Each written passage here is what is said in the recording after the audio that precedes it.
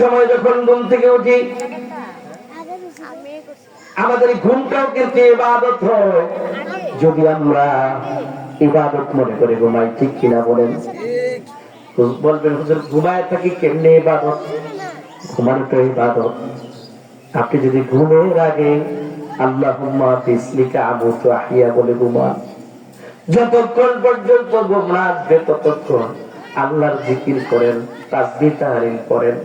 হঠাৎ করে ঘুমায় গেলেন, যতক্ষণ পর্যন্ত এশার নামাজ পড়ে ঘুমালেন, রাসূল বলেছেন যে ব্যক্তি আশা পড়ে ঘুমায় আবার ফজর পড়ে সারাটা রাত তার ইবাদতে কেটে যাবে। আলহামদুলিল্লাহ। আমার ভাইরা, আল্লাহুম্মা বিসমিকা আমুতু আহইয়া বলে ঘুমালেন, সারা রাত ঘুমানোর আগ পর্যন্ত আল্লাহকে ধরে রাখলেন, জিকির করলেন, বিভিন্ন তাসবিহ তাহলিল পড়লেন, ঘুমায় গেলেন। ফজরে যখন মুয়াজ্জিন ডাক দেয় হাইয়া আলাস সালাহ হাইয়া আলাল ফালাহ, আসো নামাজের দিকে, আসো কল্যাণের দিকে, দৌড়ে ওযু করে নামাজে চলে গেলেন। ঘুম থেকে উঠে আল্লাহর শুকরিয়া আদায় করলেন, আলহামদুলিল্লাহিল্লাযী আহইয়ানা বা'দা মা আমাতানা ওয়া ইলাইহিন নুশুর। আমার ভাইরা, সারাটা রাত আপনার ইবাদত হয়ে যাবে। আল্লাহু আকবার। ফজর নামাজ পড়ে তাসবিহ তাহলিল পড়ে আপনি বেশ মন নিয়ে আল্লাহর শুকরিয়া যখন মানুষ আদায় করে, বিজ্ঞানীরা বলেছে যখন মানুষ আলহামদুলিল্লাহ বলে, নিজের ব্রেনকে পজিটিভ বলে ডিরেকশন দেয়, তখন তার সমস্ত রোগগুলো ভালো হয়ে যায়। আল্লাহু আকবার। আমার ভাইরা, আবার আপনি কাজে নেমে গেলেন, বিসমিল্লাহ বলে সওয়াব হবে কি হবে না?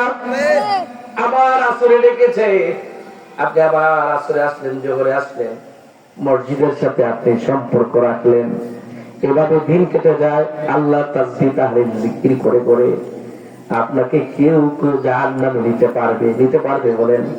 কিন্তু আমার ভাইরা, আমরা তো এমন ঘুমাইয়া করেছি ফজর, তখনও জাগুনি, যখনই জোহর, হেলায় ফেলায় কেটেছে আসর, মাগরিবের ওই শুনিয়া যান, হেলায় ফেলায় কেটেছে আসর, মাগরিবের ওই শুনিয়া যান, এশার জামাতে হওনি সাবিল, এশার জামাতে এশাতে হওনি সাবিল, এশার জামাতে আছে স্থান, এখনো এশাতে হওনি সাবিল, এশার জামাতে আছে স্থান, ঠিক কিনা বলেন?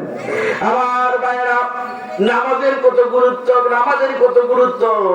আমরা অনেক সময় নিজের বাড়ির কাছে মসজিদ রেখে নামাজ আদায় করি একা একা ঘরের ভিতরে।